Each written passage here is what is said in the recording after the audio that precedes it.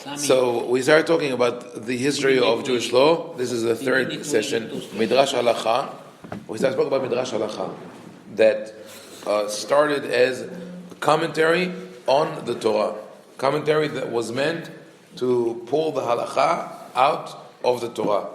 You look at this, you look at the text, you look at the verse, and you say, "This is what it means. This is the Halacha," and it moved in two directions. Either you look at the text and you determine what's written there, or you already have a practice and you support it somehow by the text, but not necessarily. You couldn't get from the text to the halacha because it's not clearly written. And of course, there were a lot of traditions, oral traditions. There was one central tradition that was passed from master to disciple, but at a certain point, because of persecutions, because of wars, because of people moving from one place to another, things were forgotten. Even when you have a consecutive, ongoing tradition, people tend to forget from one year to another. Even in the synagogue, where you have sidurim and everything is printed, you'll have people say, "Wait a second, do we say the Kaddish before this or after this? Do we blow the shofar before Baruch Hu, after Baruch Hu? What did we do last year? I remember this, you remember that." And then you have two groups. In the good case, they will resolve it and will keep praying together. Could go to a fight in the synagogue, or worse, they split and then they build another synagogue. They throw chairs on each other. Right. Or they throw chairs. I was at a synagogue where they threw punches at each other. Wow. Yeah, for the tune of Ahod Ketana. That's in Texas. They don't add that to get Shemot. Yeah. No, Shimoni told us, that in Netanya when he went there, two groups, chairs. Yeah. So there is actually a story in the Talmud that shows that even halachot that we think should be very simple were forgotten.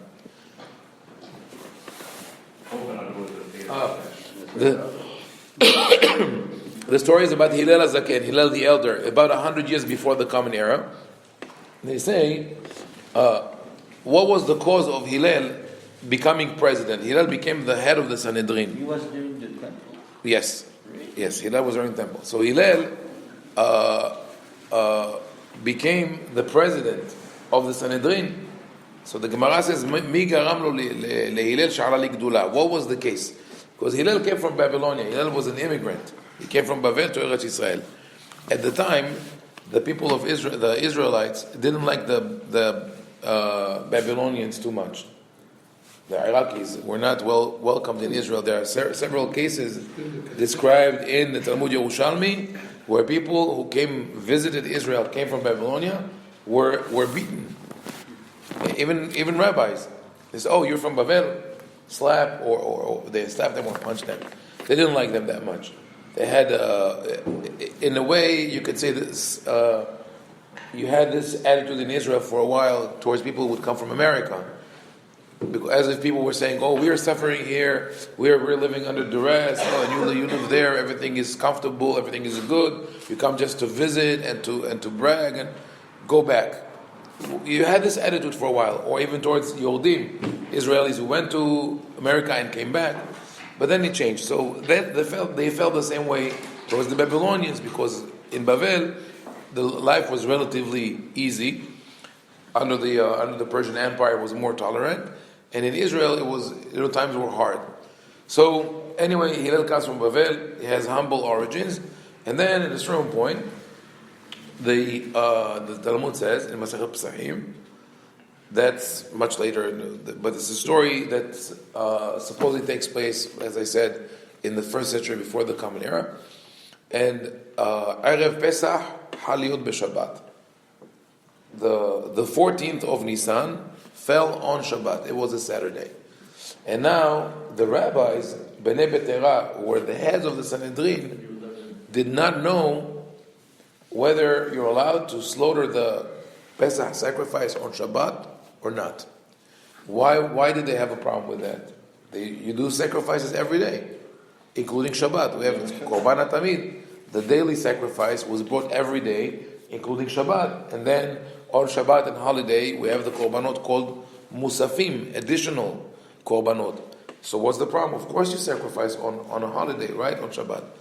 The problem was this, that during the year, you have two types of sacrifices. There's a private one, personal one, and a public, communal one. The personal one can only be brought during the week, not on Shabbat. For example, why would I bring a korban? If I committed a crime, and then I confess and I regret, I have to bring korban hatat. If I offended another person and took money from him and now I paid back, I also have to add a korban called korban asham. Or maybe I just want to bring what is called korban nidava.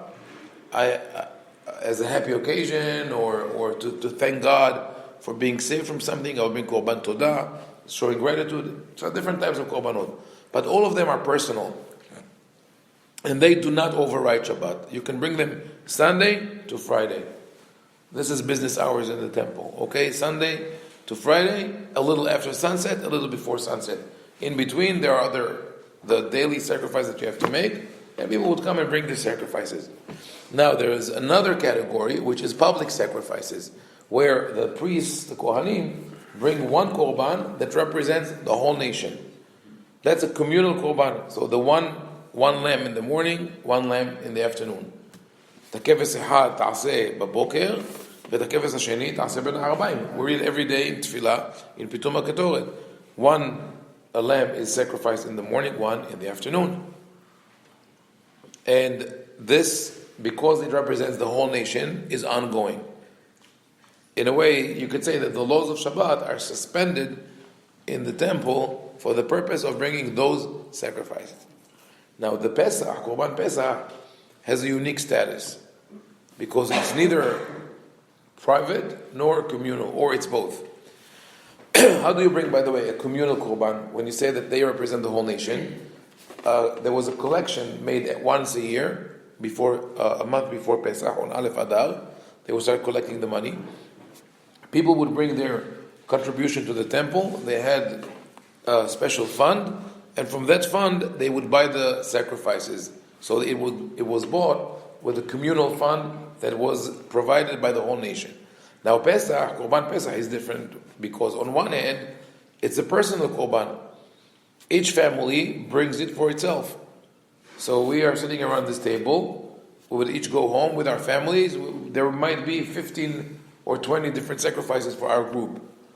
But on the other hand, everybody brings this Korban on the same day. So it's a communal activity. Everybody does it on the 14th of Nisan. Unlike my Korban Todah, I will bring it on a Sunday, you will bring yours on a Monday, you will bring yours in a different month. Here, everyone does it on the same day. So it's either, where do we put it? Under which category? A personal Korban that is not done on Shabbat, or a communal Korban which is done on Shabbat. So they didn't know what to do. And that in itself shows us that even the leaders of the Sanhedrin, the court, could forget a law. They didn't remember, can we do it or not? So today, it's when you say that, what do you mean? I don't know whether it's done on Shabbat or not. What did you do last year? What did you do last time that it happened? Today, it wouldn't be a problem because we have a cycle when we do when we create the calendar, a 19-year cycle. Every 19 years, there's a cycle that repeats itself. So Pesach would fall on Shabbat every couple of years. 3, 4, 5 years, you will have Pesach on Shabbat. But back then, they would do the calendar based on witnesses. Witnesses came and said, we saw the new moon. So it could have been that 20 or 30 years would pass without Pesach falling on Shabbat. But even if 100 years passed, you would have thought that they would remember what happened 100 years ago. No, they didn't. They didn't remember. So they said, "Klum yesh mi sheyodea im Pesach dohet Shabbat or lo." Do we have anyone here who knows whether Pesach overrides Shabbat or not? And the people said, "Adam echad yesh she'ala mi Bavel veHillel shemo." There's a guy from Bavel. He knows. They called him. They brought him over, and he said, yes, it overrides Shabbat for this reason, for that reason, and he used the tools of Midrash Halacha, the analytical tool that I mentioned. He said, if this and that, I'm not going to get into all the arguments, then that also. Now, eventually they accepted his opinion, and they did the sacrifice on Shabbat, and there's another part of the story where they say, okay, now you told us that you could bring the sacrifice on Shabbat, but are you allowed to carry the knife if there's no, within the city, are you allowed to carry the knife? He says, Davar zeh shama'ti v'shachachti. I heard the answer to this, but I forgot. And they said that because he acted with arrogance. When they accepted his opinion, they said, you'll be the president of the Sanhedrin. And he became arrogant. And he says, you don't know enough because you didn't serve with my rabbis. You should have learned more with my rabbis. And they said because of this arrogance, the next thing they asked him, he didn't know the answer. And he said, Hanach lahem le'il Yisrael, im enam neviim b'nei neviim. He says, but I trust the people. The people will know what to do.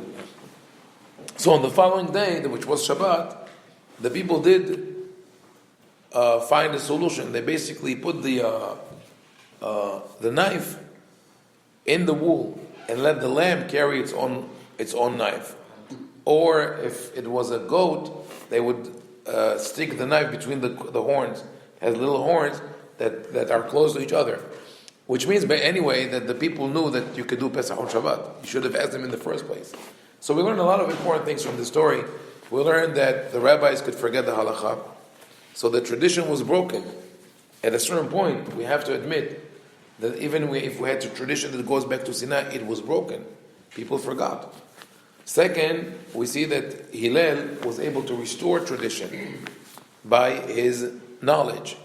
And third, we learned that you rely on the people. When the people do something, a certain minhag, you could trust them that they're doing the right thing. Now, even this story has different versions. Remember I said that for everything has versions, so there are different versions to the story. One version, they give Hillel a lot of kavod, they honor him and they say he's a great scholar and all that, and they accept his analytical opinion, meaning based on his logical arguments, they accept the law. In the other version, they say, Bavli ahad yeshkan, not a man who came from Bavel, but one Bavli, one Iraqi, bring him over. They ask him, what do you say? And he says all his analytical arguments, and they say, Kvar amarnu, yesh tikva mi Bavli. We knew that we couldn't rely on a Babylonian. And why? Because it says they tell him every argument that you said, that you presented, can be refuted. Completely different versions. One version says they honored him, and whatever he said, they accepted. The other version said he said what he said, and they rejected it. And then he said, "Kach shamati merabotai." He says, "Oh, I remember that I heard this law from my rabbis, and when they heard the word, I heard it." They accepted it, meaning they did not rely on his logic, but on shumu'ah, on tradition. So here's these two stories show us the tension that exists around the world of halakha. Do you rely on tradition? Do you rely on analytical skills? What happens if there is a contradiction? What happens if something that you do doesn't make sense or doesn't have the textual support? So that was the problem. But anyway, this is the background of how they did Midrash Halacha. They looked at the psukim and they interpreted them. And because there were those disagreements, the literature kept growing and growing. And it wasn't only the original layer of Midrash Halacha was the Torah says this, the meaning is that. The Torah says this, the meaning is that. That's how you would recite it. Almost like translation. Then it became, the Torah says this. What does it mean? Rabbi Yehuda says A, Rabbi Nehemiah says B, Rabbi Akiva says C, Rabbi Yoshua says you're all wrong. This is how you should look at this. Became complicated. Okay, that was the first problem of Midrash Halacha. The second problem was this. Let's say you've studied the whole Torah with the commentary, right? The halachic legal commentary. Torah says A, that's what I do. The Torah says B, that's what I do. Fine. Now, Pesach is around the corner. let's say Pesach is around the corner, and you want to learn the laws of Pesach in a concentrated manner. You don't want to go over the whole Torah. You only want to learn the laws of Pesach, right? So how do you study them? Where do you go? Where do you go? You have Midrash Halakha on the Torah. Where would you go in the Torah to look up the laws of Pesach? Shemot and Parashat Bo and which other sefer? Dvarim also and Vayikra and Bamidbar. Except for Bereshit, except for Bereshit, the laws of Pesach are scattered all over the Torah. You have in Parashat Bo the Chodesh Zelachem Rosh Chodashim, Mishchu K'chu Lachem, the whole story of the Exodus. Then in Parashat Mishpatim, again, there's a section about Pesach. Then in Sefer Vayikra, Parashat Emor, that we just read last week, there's a section dedicated to Pesach. U'b'chodesh Rishon, b'14 Yom, Pesach LaHashem. Then in Sefer Bamidbar, there are other laws of Pesach, Pesach Sheni. What happens if one was impure on Pesach? When can he have a makeup for Pesach? And then in Sefer Devarim, and then in Parashat Pinchas, in Sefer Bamidbar also, the laws of the Korbanot, and then again in Sefer Devarim, he speaks about the pilgrimage. So what happens now? You try to retrieve the information. The most crucial part in learning is retrieval. The retrieval system is more important than the learning system. Because to learn, you learn it once, it's in your brain. Now you go search for it. I'll give you an analogy. What makes a warehouse or a store an efficient one? Your ability to go and get the exact product and ship it. Today we know that how Amazon beat all its competitors, right? To be able to find it and ship it immediately. Now everything is with barcodes and robots, etc. But imagine that you're a guy that says, you know what? I know exactly where everything is. You open the door, you throw something in. This is my warehouse. You have clothes and vegetables and toys, all in a huge pile. Maybe you know exactly how to pull everything out, but when you sell your store to someone else, total chaos. He doesn't know how to retrieve stuff. Google, the search engine, also one of the reasons that it became so successful because it has they were able to build the retrieval system for information. That when you search for something, you get something which is applicable for you. And not, remember the early days of the search engine. Let's say you look for a good hairdresser in your area. You put hairdresser. So someone built a website and he put hairdresser, like, a million times. So this is the one that comes first by the number of times. They build the algorithms where everything is interconnected and you get the information that you need right away. Very accurate. So now when you go back in time, you have a system of information. You have tons of information of halakha, which is connected to the text. How do you get it? You try to remember, right? It's all memorized. It's all by heart.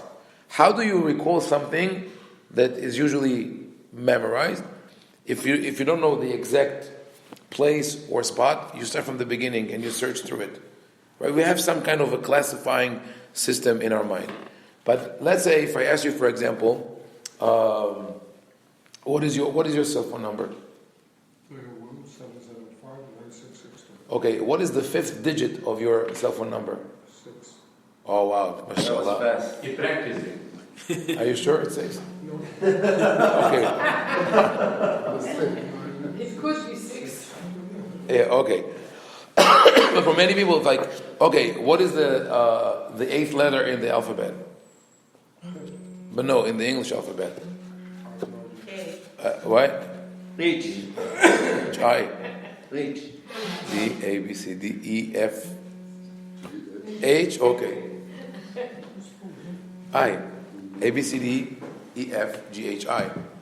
You see? But we have to start from the beginning. We can't just pull it out.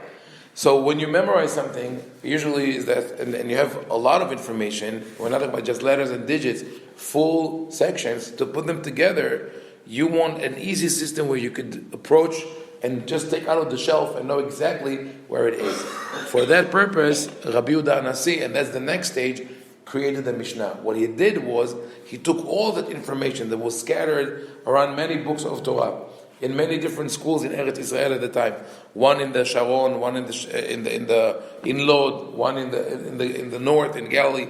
That was in the third century, between 2 to 225 of the Common Era, and he put it all together thematically. He put it in order. That's how the Mishnah now comes after the Midrash Halacha. So all the material that was organized by verses, now it's organized by topics.